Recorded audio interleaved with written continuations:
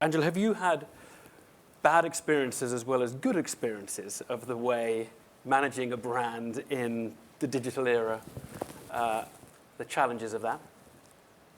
Yeah, I mean, I think there's going to always be trials and tribulations when you're going into, when you started a company, right, and that's not growing and the sector's growing and you're going into the digital space. So I would say very early on we did. But then when you put a team in place and you lay very clear direction up front, and we're a very visual team, so we tell a lot of stories inside, and we too knew 5 years ago in our original strategy, we said that there's a digital tsunami coming, and I just told the team we're either going to ride the greatest wave of our life or we're going to die. I mean, those are your choices. So we had to take all of our IT guys, our CTO, and I said, look, you guys have been sitting in the back of the bus. You've been doing the plumbing of the company for a long time, putting in SAP, et cetera. But I need somebody to drive the bus with me. Right? Christopher can dream all he wants, but I have to enable. I have to connect these guys, and I don't think the two of them had ever been in a room together. So I told John, I said, get out of the back of the bus. I need you to drive the bus. And I sent him a quick text on the way home, and I said, have you ever seen the movie Speed? And he very quickly realized, in 5 years on, now I tell him he's driving the Starship Enterprise, and I'm up there with you, but we are going where no man has ever gone before, and because we're letting Christopher dream. So he is now my closest partner, no different than the CFO, no different than Christopher. I just spent a week on the road with John from San Francisco to San Diego to New York, meeting with big companies, because it is him and I that are going to determine if, in fact, we can execute Christopher's dreams. So it's the triumvirate at the top of the program, the technology officer, the creative officer, and the chief executive. I wonder, Maurice, whether we don't slightly exaggerate how much has changed. I mean, let me add to that. It didn't take 18 months for Coca-Cola to change the brand. It took about a month, I think. I mean, it was... Oh, no. It was much... Go back to the story. It took them a lot of time. First, because they stopped. They had the new Coke, and they had to put the old Coke to change the packaging, to call it classic, etc. They wanted to wait for the first result. Measurement was not that clear. You have to remember, I know that you are very young and that you have not seen these days, but you go to Google and you will find out. Yeah, but do we exaggerate, though? Okay, put aside the general case. Put aside the specific case. Do we exaggerate the power of it and the way it changes things? I don't think so. I think that we have not seen half of what, when I say half, not 10% of the change which will happen. There is a lot of people who don't read papers, real papers. They read the news on the web. There is a lot of people who do not use this. They use the iPad. I have one, but I don't show it. You have a lot of people who have dramatically changed the way they are learning. They are getting news, they are communicating, they are meeting, they are even getting married, shopping. All this has changed dramatically, and we don't have yet seen the full impact, simply because we are in a trend of generation. Look at the room.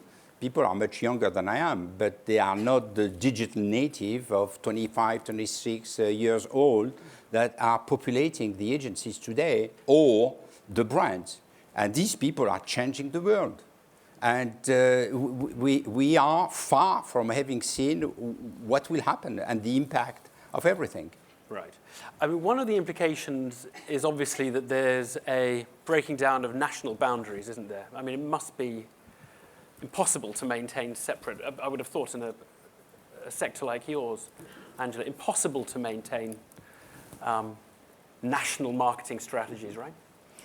Well, and again, if you're going to be a digitally focused company, why?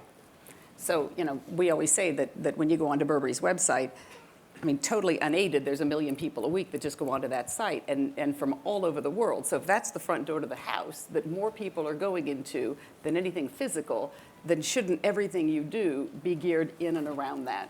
whether it's the way you're designing product, shipping product, and any of the traditional media, it has to follow that now, because that has to be the epitome of the brand. That's what more people around the world will see first, and sometimes the only thing they'll see, because you can't possibly keep your physical environment up with as fast as everything's changing in digital, or the amount of people that you can reach, especially as a luxury brand. We're not going to have tens of thousands of stores all over the world. With the permission of Angela, I would probably bring some nuance, if you allow me to. Please. I think that for luxury brands, this is true because you have a target group which is almost the same, and which has the same purchasing power, and they have access to the knowledge of what's going on. I believe that for consumer goods situation, and even for cars, situation is very, very different. And you have a slice which is global, and you have a lot of specific communication tools which have to be rooted in the culture of the people. So it's much more sophisticated, much more complicated than it was in the past, because digital give access to the same kind of information. So it's much more complicated, and we can nuance a little bit, with your permission, the theory. How many people go into your stores each year, your physical bricks and mortar stores? Oh, a tenth of what go online. And how many of the ones online translate into sales? Because I bet it's not as many as who go into the stores, right? Well, again, it's one of the things that nobody's been able to measure yet. Right. Nobody. So again, we do about 30% of our business through third-party wholesale customers. We have our own stores. We sell online.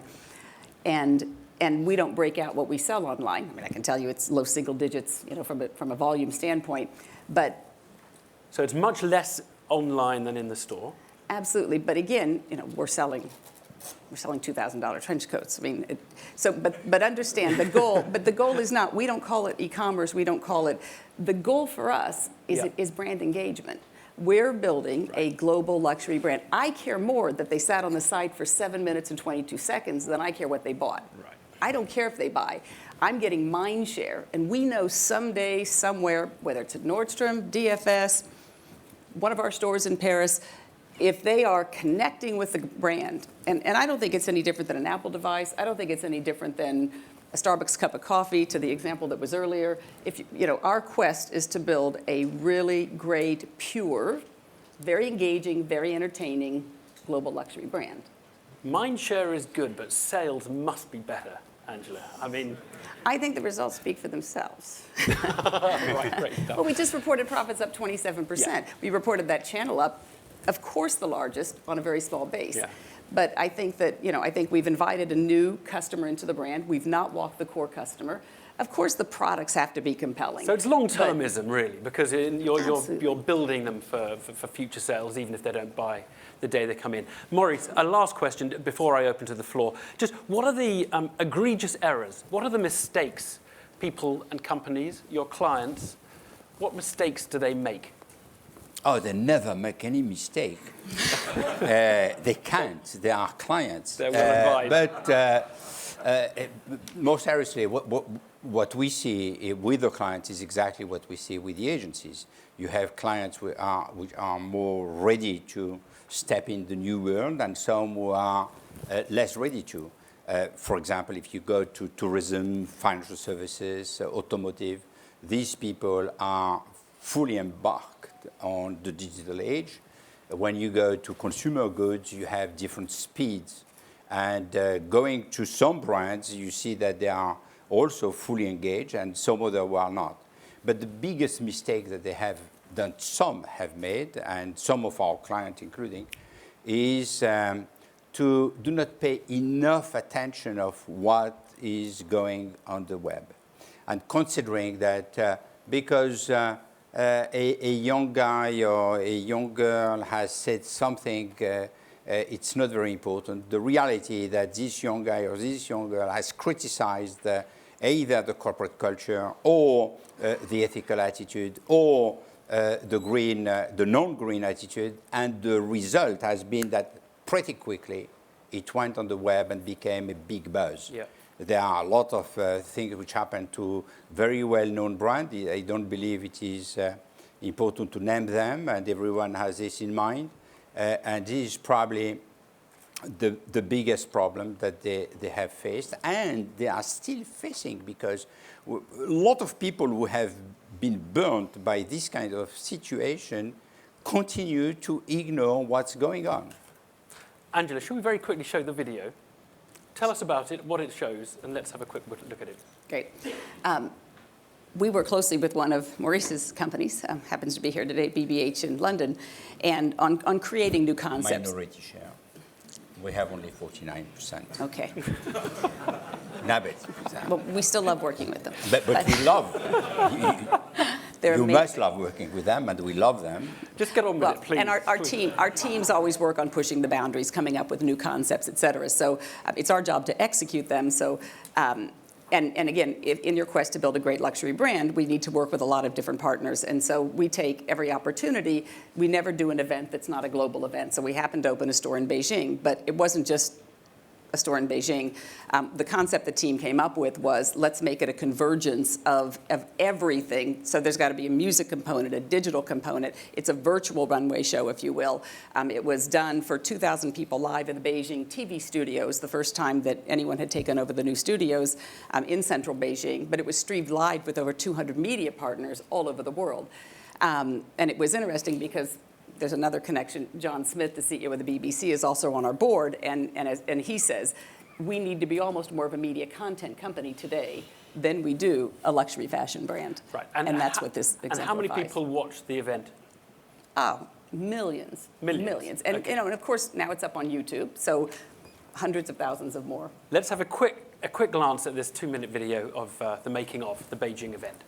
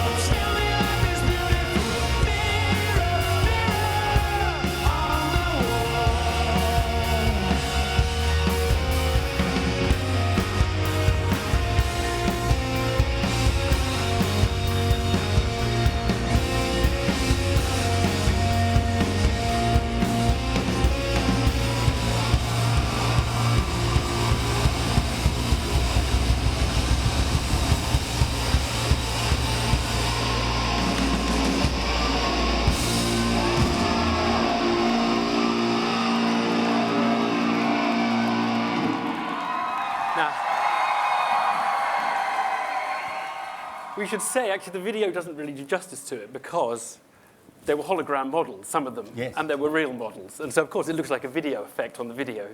But for the audience, it was blimey. Absolutely. Yeah. Absolutely, yeah. 6 of them were live from the campaign. And Right. OK, we've got time for 2 or 3 questions from the floor. Anyone got questions for Maurice or Angela? Oh, yes, okay, over there. Yeah. Loic.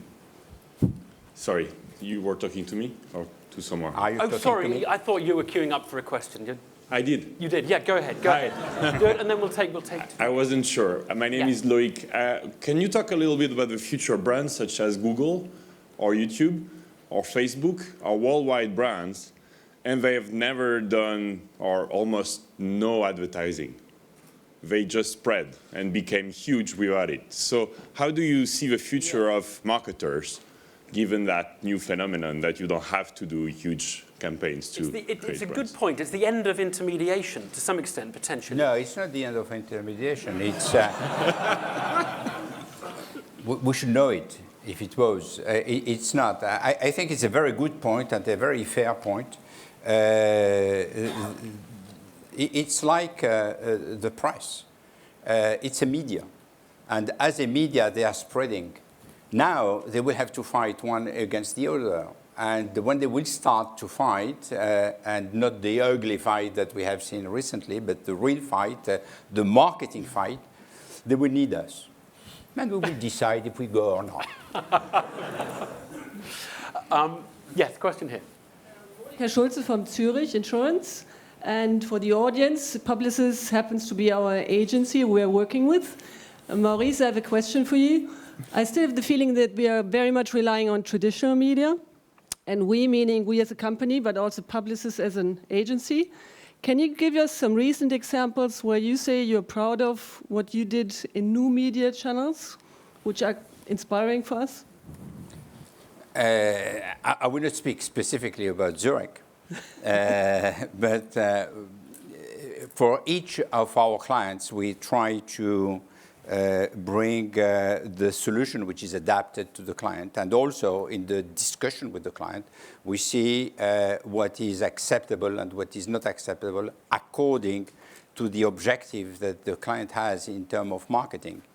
And when it comes to Zurich, where a lot of the sales are made through agent, we need to work in a very subtle way in order to do not upset the network of agents. And this has been one of the reasons why we have less digital than we should.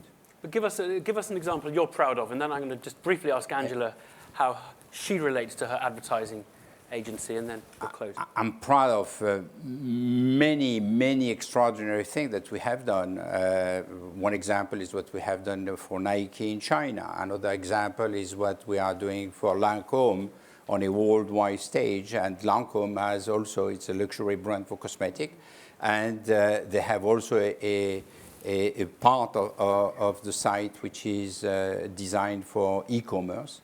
And they have, it has become the largest store in the world. But yet, it is only 2 or 3% of their business. But it's growing fast. And many, many other examples that I can share. And Angela, your relationship with, you have a traditional advertising agency, presumably. You award a contract to... Honestly, not really. No, I mean, we have an in-house marketing team.